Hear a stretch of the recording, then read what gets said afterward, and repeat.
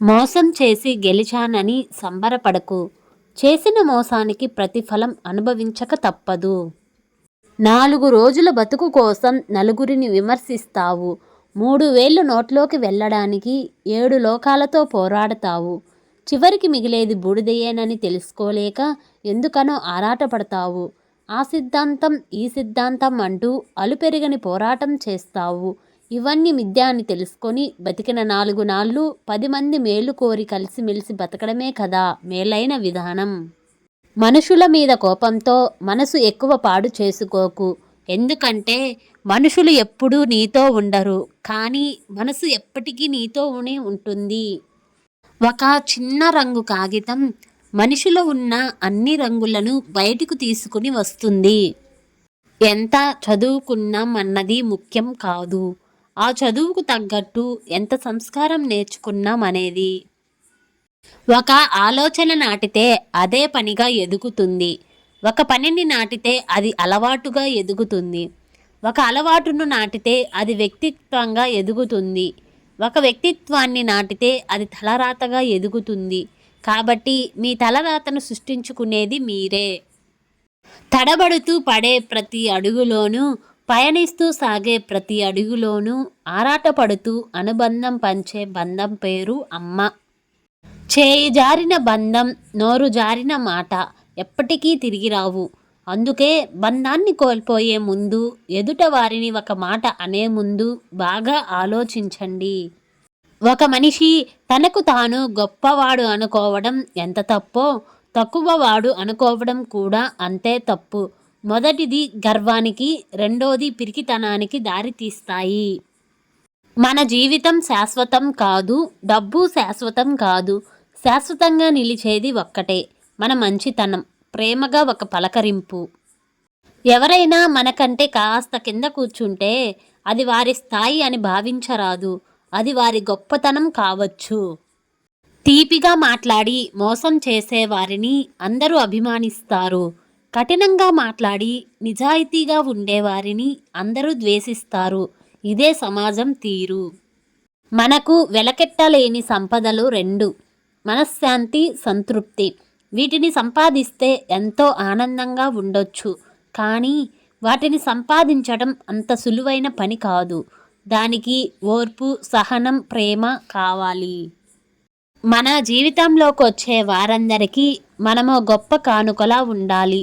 మనము ఇతరుల హృదయాల్లోకి ప్రవేశించేటప్పుడు కానుకలా ఉండాలి.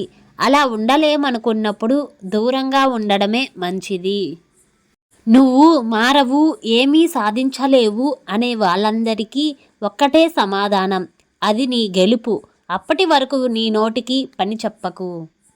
అడవుల్లో తిరిగినా రాముడు చెడిపోలేదు, అంతఃపురంలో పెరిగిన రావణుడు బాగుపడలేదు. వ్యక్తిత్వం అనేది ఆస్తిలోనో అంతస్తులోనో ఉండదు, ఆలోచనలో, ఆచరణలో మాత్రమే ఉంటుంది. ముళ్ళు ఎక్కువగా ఉన్న గులాబీకి అందం ఎక్కువ, కోపం ఎక్కువగా ఉన్న మనుషులకు ప్రేమ ఎక్కువ. మనసు బాధపడేలా ఎవరైనా మాట్లాడితే మౌనమే మంచి సమాధానం. ఎందుకంటే మనకంటే మంచి సమాధానం కాలమే చెప్తుంది. డబ్బుకు మనిషిని మార్చే బలం ఉంది అంటారు, కానీ అది నిజం కాదు. డబ్బుని చూస్తే మారిపోయే బలహీనత మనిషికి ఉంది. ధనం ఉన్నవారితో కాదు, గుణం ఉన్నవారితో స్నేహం చెయ్యి. బాధపడే రోజు మాత్రం నీకు ఎప్పటికీ రాదు. ధనం కన్నా గుణం గొప్పది. అజ్ఞానం కన్నా నిర్లక్ష్యమే ఎక్కువ హాని చేస్తుంది. నీకున్నదంతా ఏదో ఒక రోజున ఇచ్చేయాల్సిందే. నీ వెంట ఏదీ తీసుకెళ్ళలేవు. అంచేత ఆ ఇచ్చేదేదో ఇప్పుడే ఇవ్వు. ఇచ్చే గొప్ప అవకాశాన్ని నువ్వే వాడుకో. ఇవ్వడంలోని ఆనందాన్ని అనుభవించాల్సింది నువ్వే, కానీ నీ వారసులు కాదు. ప్రశాంతంగా జీవించాలనుకుంటే ఎదుటి వారు మారాలని ఆశించకండి, మార్చాలని ప్రయత్నించకండి, మీరే మారండి. కాళ్ళకి ఏమీ గుచ్చుకోకుండా ఉండాలంటే మనం చెప్పులు వేసుకుంటాం, కానీ వీధంతా తివాచీ పరచం కదా. మోసం చేసే వారిలో మానవత్వం, ద్రోహం చేసే వారిలో దైవత్వం, కుట్రలు చేసే వారిలో కారుణ్యం, వంచన చేసేవారిలో వ్యక్తిత్వం, ఆశించడం అంత అవివేకం ఇంకొకటి లేదు. అద్దె కట్టేటప్పుడు సొంతింటి విలువ, ఆకలేసినప్పుడు అన్నం విలువ, జాబు లేనప్పుడు పైసల విలువ, విడిపోయినప్పుడు ప్రేమ విలువ, దూరమైనప్పుడు మనిషి విలువ, జాగ్రత్త లేనప్పుడు జీవితం విలువ తెలుస్తుంది. డబ్బే ముఖ్యమనుకునే వానికి మంచితనం తక్కువ, మంచితనమే ముఖ్యమనుకునే వానికి డబ్బు తక్కువ. మనిషిని ఉన్నత స్థానంలో నిలబెట్టేది మంచి వ్యక్తిత్వమే తప్ప డబ్బులు కురిపించే పదవులు కాదు. మంచి చెబితే చేదుగానే ఉంటుంది, కానీ దాని ఫలితం ఎప్పుడూ తీయగానే ఉంటుంది. నీలో ఉన్న మంచిని దారి పొడవునా విత్తనాలుగా జల్లుకుంటూ పో. వెంటనే ప్రతిఫలం ఆశించకు. ఈరోజు కాకపోతే ఎప్పటికైనా నీ తరాల వారు వాటి ఫలాలు అందుకోవచ్చు. నిన్ను నువ్వు తెలుసుకోవడం కోసం బ్రతుకు. 10 మందిని బతికించుకోవడం కోసం బ్రతుకు. అదే గొప్ప జీవితం. అందులోనే నిజమైన ఆనందం ఉంది. బాధలు అనేవి గాలి లాంటివి.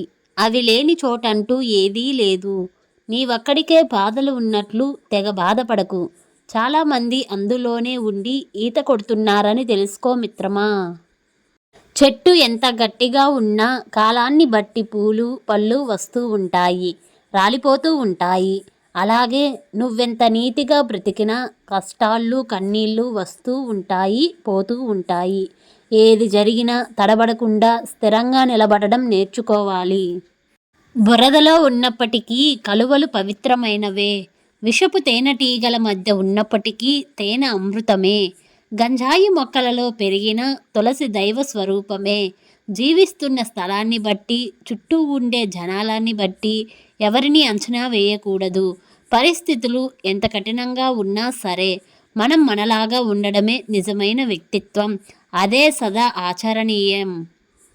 గత జన్మలో మనకి మన కర్మలకు సంబంధం ఉన్నవాళ్లే చేయాల్సింది మిగిలి ఉన్నవాళ్లే మనకి ఈ జన్మలో పరిచయం అవుతారు. అందుకే ఎన్నో కోట్ల మంది ఉన్న ఈ భూమి మీద కేవలం కొద్ది మంది మాత్రమే మన జీవితంలోకి వస్తారు. పని అయిపోగానే వెళ్ళిపోతారు. ప్రతి పరిచయం వెనుక మన మనసుకి మేధస్సుకు కూడా అంతు చిక్కని అంతరార్థం దాగి ఉంటుంది. మనిషి జీవితంలో తాను బ్రతికిన గొప్ప స్థానం తల్లి గర్భంలో ఉన్న 10 నెలలు. ఎందుకంటే అక్కడ ఏ మనిషి తప్పు చేయడు.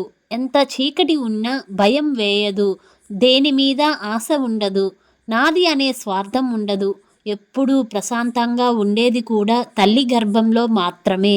అందుకే మనిషి చూసిన గుడి తల్లి గర్భం, మనిషి చూసిన దైవం తల్లి ప్రేమ. నువ్వు చేసే పనుల్లో తప్పు ఉన్నప్పుడు ఎన్ని మెట్లు ఎక్కి ఎంతమంది దేవుళ్లను మొక్కినా ఏ దేవుడు నిన్ను కరుణించడు. అదే నువ్వు చేసే పనులు మంచివైతే నువ్వు మొక్కినా మొక్కకపోయినా ఆ దైవానుగ్రహం నీకు తోడుగా ఉంటుంది.